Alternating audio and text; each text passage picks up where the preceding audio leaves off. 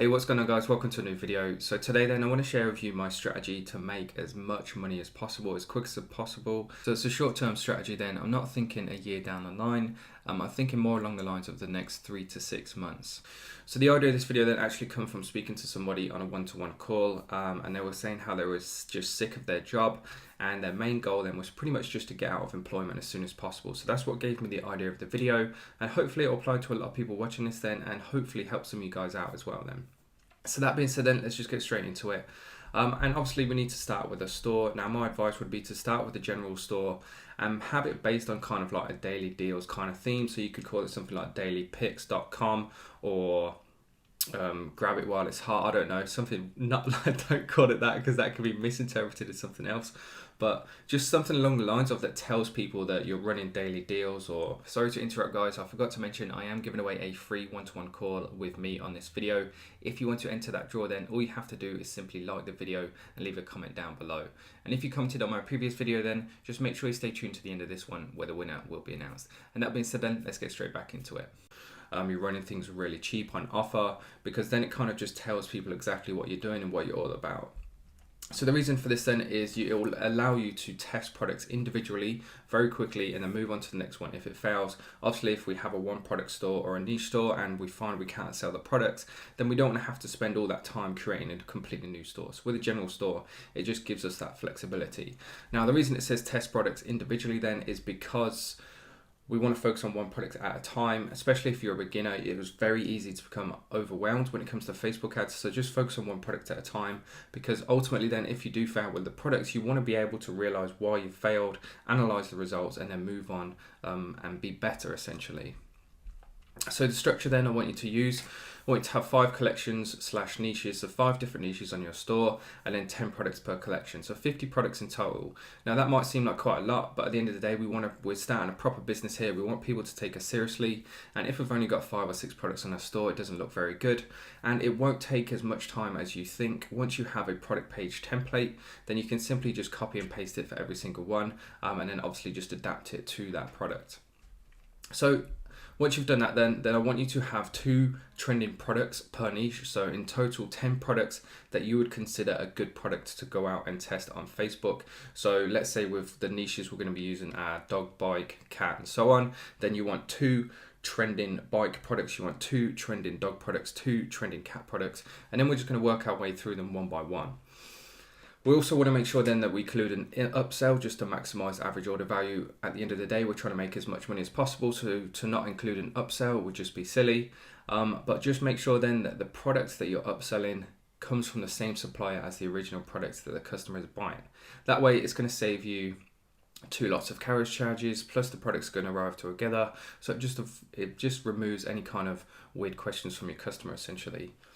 Next thing then is I want you to use countdown timers for the product that you're currently testing. Now there's a lot of controversy about these, but when used correctly and ethically, they can be a great addition to your business, and this is the strategy I want you to use behind them then. So the product you're testing and focusing on with your Facebook ads, just make sure you're driving people directly to your product page.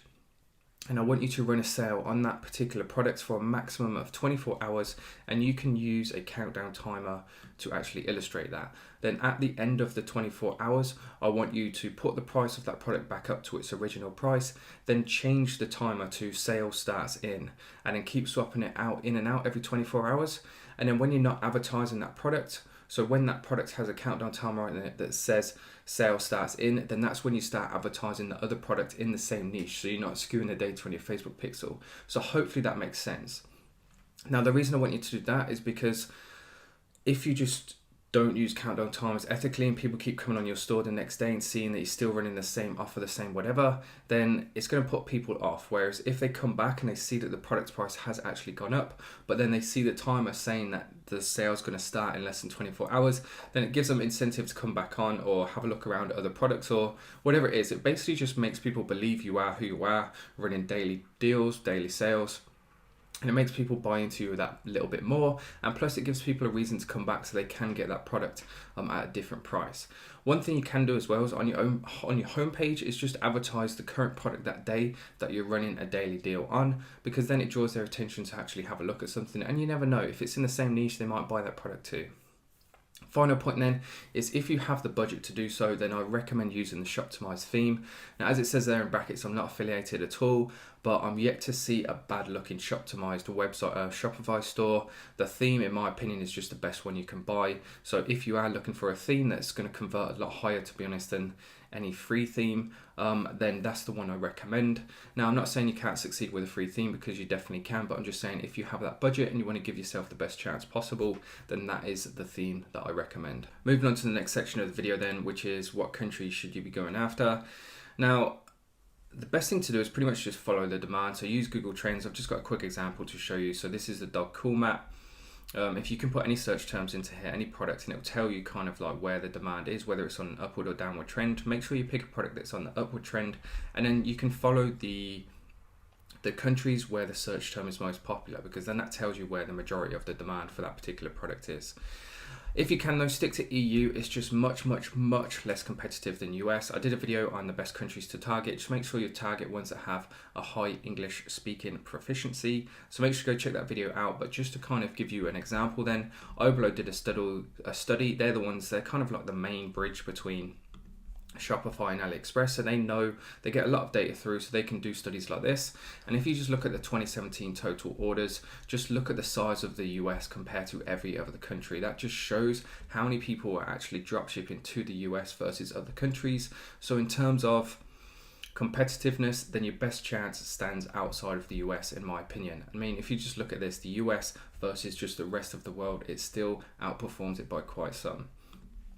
So moving on then, the reasons behind this then is it will convert higher and only increase as popularity increases. So if you pick a product that's at the very bottom of its kind of peak, then as that increases, there's going to be more and more people looking to buy that product, and therefore your conversion rate should increase.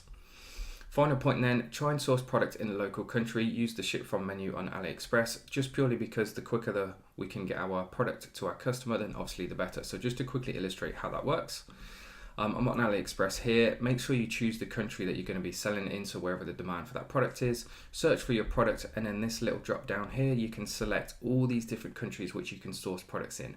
So if we're shipping to Denmark, then these are all the different options. There's even products in the UK, which you can see. But if we were to get something a bit closer, I don't know, let's just choose Germany. We can pick on, let's go for the most popular products. We can have a look at this then and just see, just to illustrate kind of how quickly you can actually source your products on AliExpress. So if we just choose Germany, will not deliver to Denmark. In fact, let's try the UK.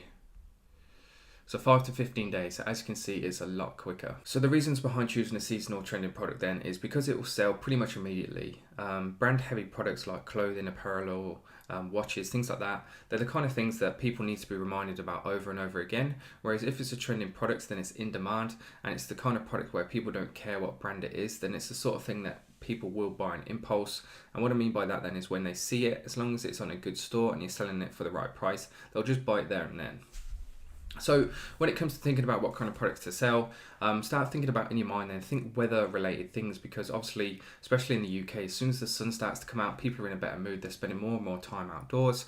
So think about things they care about or that they're sociable with. So obviously the dog niche is absolutely huge, and as the weather gets better, more and more people are spending time with their dog outdoors. So think of the kind of things that they'll need. If the weather's getting hot, then things like dog water bottles. If you have a look at Google Trends, you can see that the search term for dog water bottle tends to increase as the weather gets better. This is worldwide too, and at the moment it's just approaching kind of like the highest point in popularity. So a certain product like that then would be a good idea.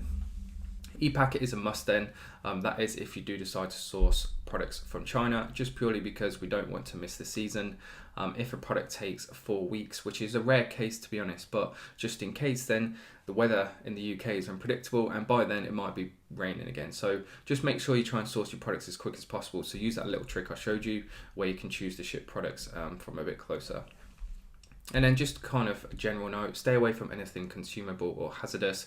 either you'll get banned on Facebook, or if somebody eats it and gets ill or whatever. It's just the kind of thing you just want to stay well clear of, unless you have the experience and you know that you're working with a reputable supplier. But just keep things simple. Go for generic products that can't hurt or harm anyone or doesn't need to consume. Plus, when it comes to getting it into the country too, it's going to be a lot quicker. I know when I used to sell LED dog collars with the battery inside them, so they used to come across with the batteries included, it would sometimes take a couple of weeks to go through customs because they'd want to actually test the battery, see what kind of battery it is, and just make sure it met the right regulations. So basically just keep it simple. Moving on to the final part of the video then, the Facebook ad strategy. So this is what I recommend, or at least what's been working for me really well recently.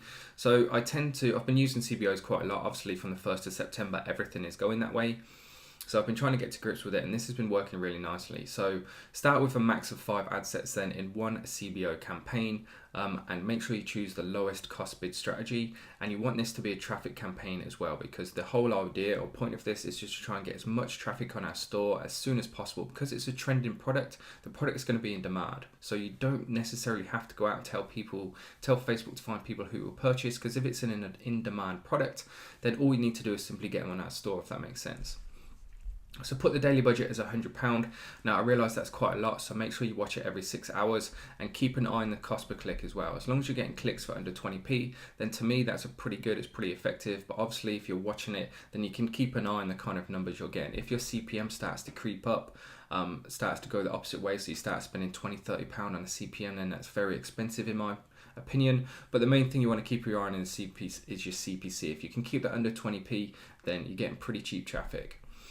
Each ad set then, in terms of structure, you want one interest related to the niche that you're in, and you want to flex it with engaged shoppers. Now in terms of the size of the interest or how broad you want to go, it's completely up to you, but just make sure the audience size is around about 1 million people, and make sure this interest then is relevant to your niche in the most specific way possible. So if you're going into the cat niche, for example, try and pick interests that are related to people who will own cats. So things like cat training, if that exists, or cat foods, or cat brands, or cat shops.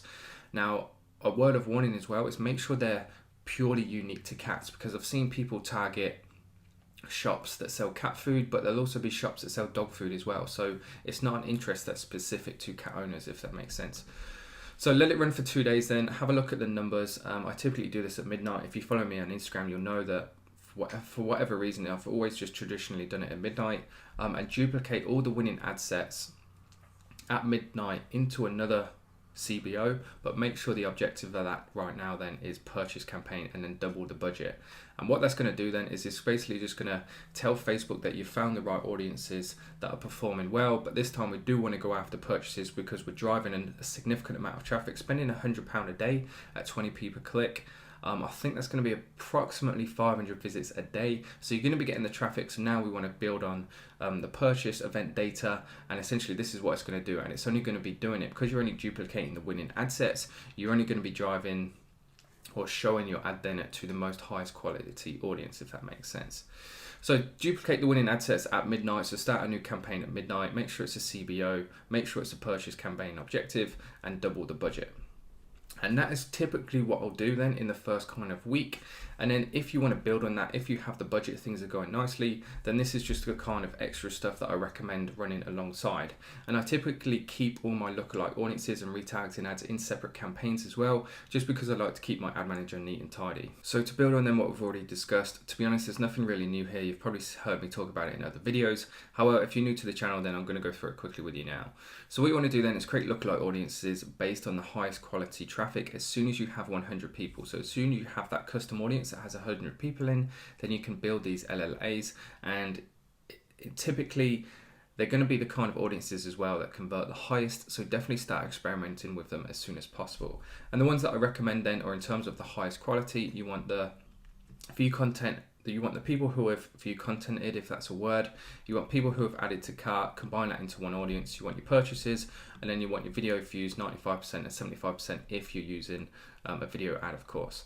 If one lookalike audience approves a winner, then create another lookalike audience based on the same audience. So let's say you've based a lookalike audience on the purchases, and that audience is going really well, then create another lookalike audience based on that same audience, because you can actually create more and more lookalike audiences based on the same custom audience, if that makes sense. Any questions at all, by the way, feel free, leave a comment down below. I always get back to every single person.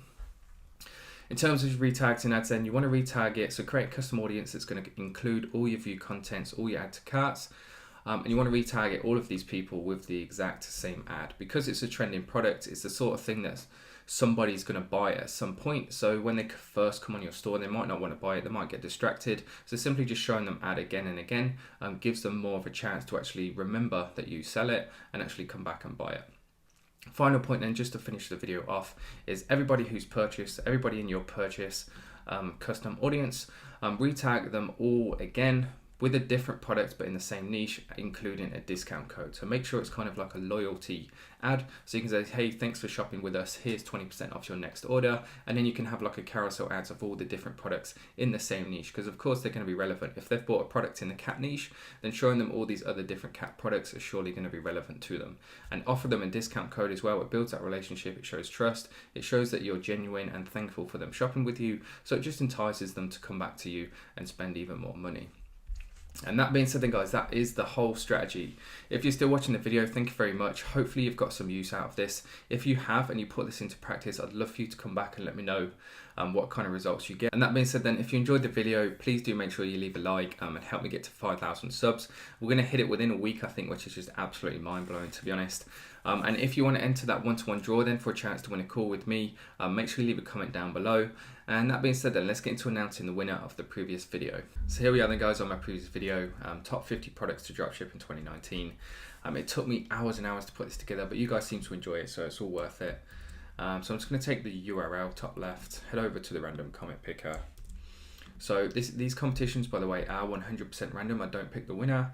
And the winner of the previous video then is Omar's Gym. So thank you for the video. Thank you very much. Reach out on Instagram. We can get that call arranged. And guys, if you want to stop trying your luck, you can actually just get straight down to business and book a call with me straight away. There is a link in the video description down below if you want to do so. But no worries if not. Please do keep commenting on my videos, and I'll see you in the next one.